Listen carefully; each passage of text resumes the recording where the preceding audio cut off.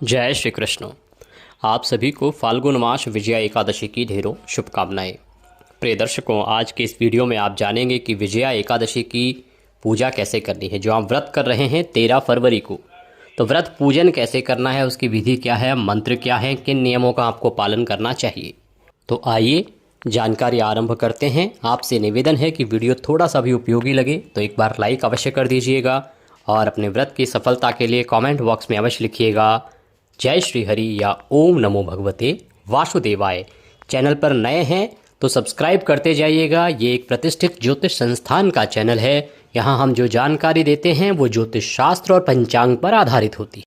प्रिय दर्शकों, इस एकादशी व्रत में घड़े की बड़ी महिमा है। घड़े की स्थापना दशमी तिथि को करनी होती है। अगर आपको ये वीडियो समय से मिल जाता है तो आप इसके अनुसार कीजिएगा, और यदि देर से मिलता है तो मैं आशा करता हूं कि आप घड़े की स्थापना कर चुके होंगे।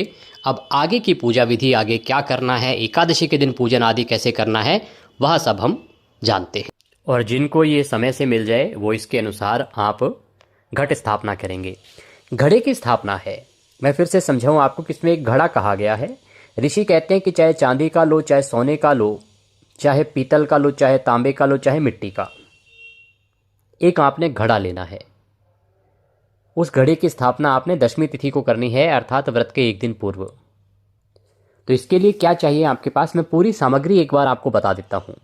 इसमें से कौन सी सामग्री है जो दशमी तिथि को प्रयोग होनी है और कौन सी सामग्री जो एकादशी के व्रत वाले दिन प्रयोग होगी, वो आगे जब हम पूजन करेंगे तो आपको पता लग ही जाएगा। पर ये सारी सामग्री मैं एक बार लिस्ट आपको बता रहा हूँ। तो सामग्री के रूप में आपके पास सबसे पहले तो एक घड़ा होना चाहिए। धातु मैंने बता दी, कोई भी ले सकते हैं आप।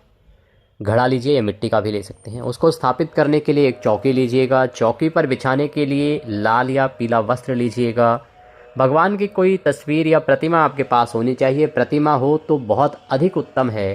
कारण क्या है कि प्रतिमा को बड़े आराम से स्थापित किया जा सकेगा घड़े के ऊपर, क्योंकि भगवान की जो स्थापना है वो घड़े के ऊपर कही गई है इस एकादशी में। इसके अतिरिक्त रौली, मौली, पान, सुपारी, लौंग, इलायची, धूप, दीप, नैवेद्य, पुष्प, इत्र, जनेऊ, ये सारी सामग्री आपने एकत्र करनी है।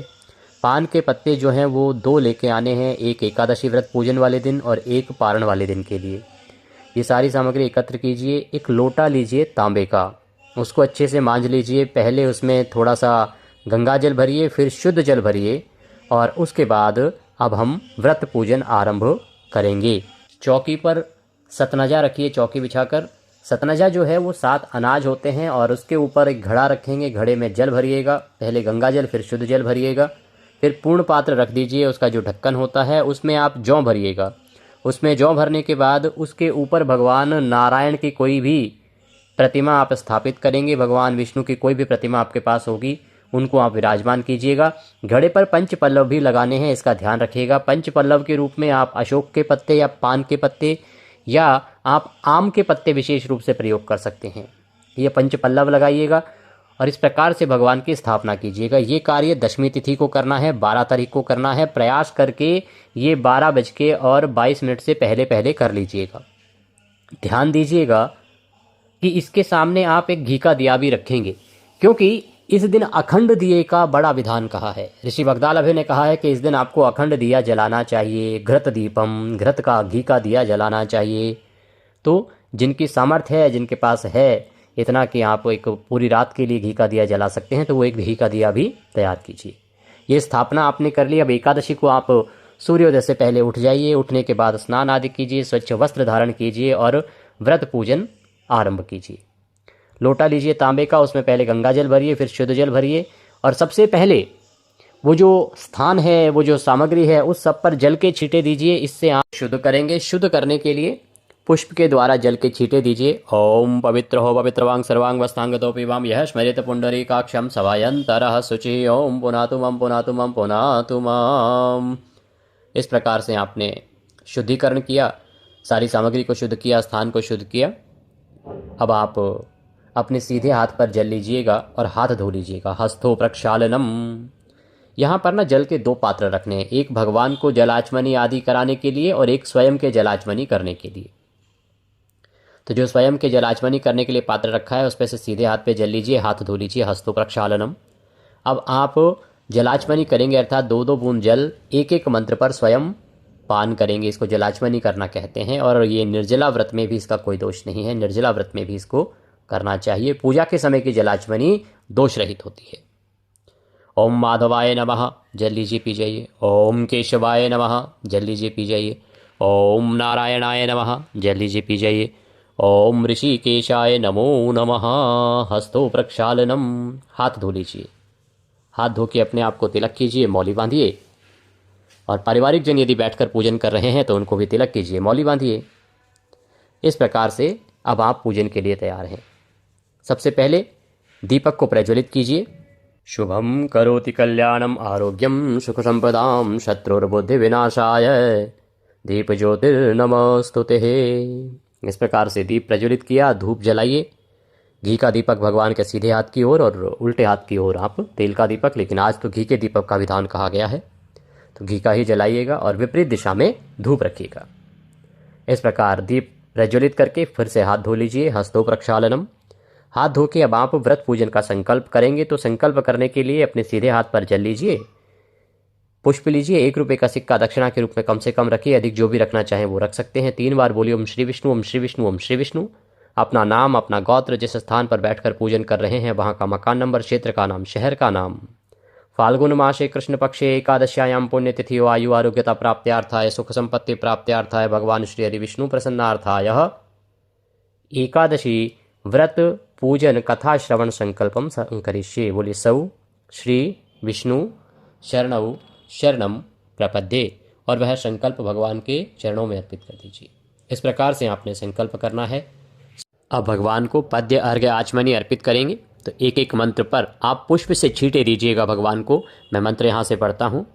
ओम भूर्भुवः श्री नारायणाय नमः, श्री वासुदेवाय नमः, श्री कृष्णाय नमो नमः। एकादशी व्रत पूजन अंतर्गते श्री हरि विष्णु निमित्तार्थाय पद्यम समर्पयामि। पद्य के रूप में 1 चम्मच जल अर्पित कीजिए या पुष्प से छींटे दीजिए। ओम भूर्भुवः श्री नारायणाय नमः, श्री वासुदेवाय नमः, श्री कृष्णाय नमो नमः। अर्घ्यम समर्पयामि, अर्घ्य के रूप में जल अर्पित कीजिए। अर्घ्य अर्पित करने के बाद भगवान को आचमनी किया जाता है, तो आचमनी के रूप में अब जल अर्पित करेंगे। ओम भूर्भुवः श्री नारायणाय नमः, श्री वासुदेवाय नमः, श्री कृष्णाय नमो नमः। जलाचमनिम समर्पयामि। पद्य अर्घ्य आचमनी के बाद भगवान को स्नान कराते हैं। स्नान के निमित्त जल अर्पित कीजिएगा। ओम भूर्भुवः श्री नारायणाय नमः, श्री कृष्णाय नमः, श्री वासुदेवाय नमः। स्नान निमित्तार्थाय जलम समर्पयामि। स्नानम करो, स्नान कराइए।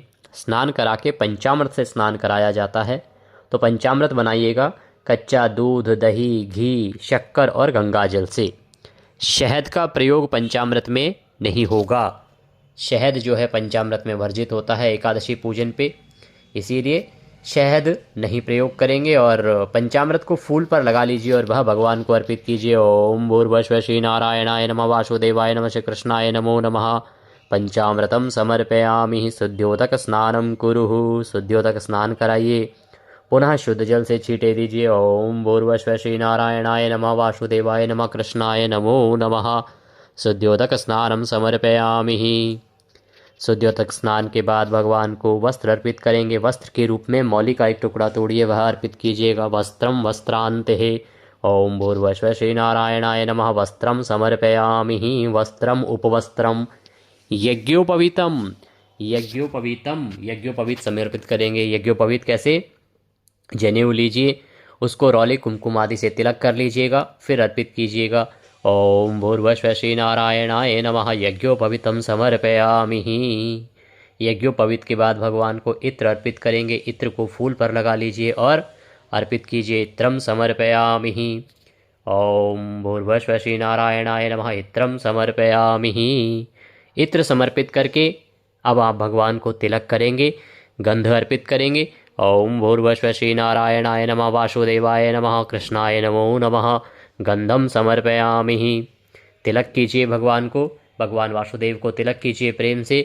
तिलक करने के बाद अब आप भगवान को पुष्प अर्पित करेंगे। फूलों की माला है तो माला पहनाइएगा। ओम भूर्भुवः श्री नारायणाय नमः, वासुदेवाय नमः, कृष्णाय नमो नमः। पुष्पम समर्पयामि। पुष्प समर्पित कीजिए। पुष्प अर्पित करके धूप दिखाइए और दीप दिखाइए। ओम भूर्भुवस्सुः श्री नारायणाय नमः, श्री वासुदेवाय नमः, कृष्णाय नमो नमः। धूपम अग्रापयामि। ओम श्री नारायणाय नमः। दीपम दर्शयामि। धूप दीप दिखाए। धूप दीप दिखाने के बाद भगवान को आपने नैवेद्य अर्पित करना होता है। नैवेद्य के रूप में फल ले सकते हैं, मिठाई ले सकते हैं, कुछ ना हो तो बताशे या मिश्री ले लीजिएगा, जो आपके पास उपलब्ध हो वह नैवेद्य के रूप में भगवान को अर्पित कीजिए। ओम भूर्भुवस्सुः श्री नारायणाय नमः, वासुदेवाय नमः, कृष्णाय नमो नमः। नैवेद्यम समर्पयामि। जल आचमनिम कुरुः। जल आचमनी कराएंगे अब आप भगवान को प्रेम से। जल आचमनी कैसे? वही जल के छींटे देंगे पुष्प के माध्यम से, जल अर्पित कीजिए। ओम भूर्भुवस्सुः श्री कृष्णाय नमः, वासुदेवाय नमः, श्री कृष्णाय नमो नमः। तांबूलम समर्पयामि। तांबूलम पूंगी फलम शुभ दक्षिणायाम शुभदो वरदो भवः। जो भी दक्षिणा अर्पित करना चाहते हैं वह दक्षिणा अर्पित कीजिए भगवान को और हाथ जोड़ के नमस्कार कीजिए। इस प्रकार से आपने एकादशी का पूजन करना है। पूजन करके अब आप कथा श्रवण करेंगे। एकादशी की कथा और साथ में विष्णु सहस्त्र नाम अवश्य सुनना है। ये दोनों ही चीज़ें मैं आपके लिए एक ही वीडियो में अपलोड करूँगा और फिर आरती करेंगे। आरती भी मैं उसी में गा के रिकॉर्ड करूँगा।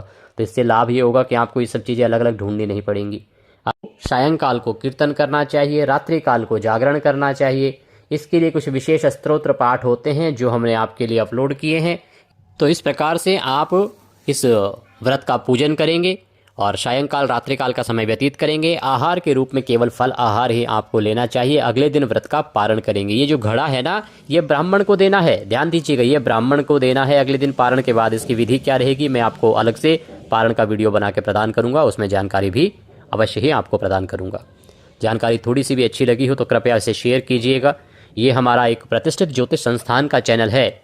हमारा एक प्रतिष्ठित चैनल है पहले से ही, देवभूमि धार्मिक, जहाँ पर हम विस्तृत जानकारी देते हैं। वहाँ वीडियो सारे बड़े होते हैं। ये जो सत्य है ये कम समय में पूरी जानकारी देने के लिए बनाया गया है, जिससे कि जो लोग समय के अधिक पाबंद है कि अर्थात उनके पास समय की कमी होती है तो वो कम समय में पूरी जानकारी प्राप्त कर सकें। तो अवश्य ही जुड़ जाइए हमारे साथ, जिससे कि आप सभी शास्त्रीय जानकारी प्राप्त कर सकें, क्योंकि हम यहाँ पर जो जानकारी देते हैं वो ज्योतिष शास्त्र और पुराण पर आधारित होती है। भगवान नारायण सब पर कृपा करें। हरे कृष्ण।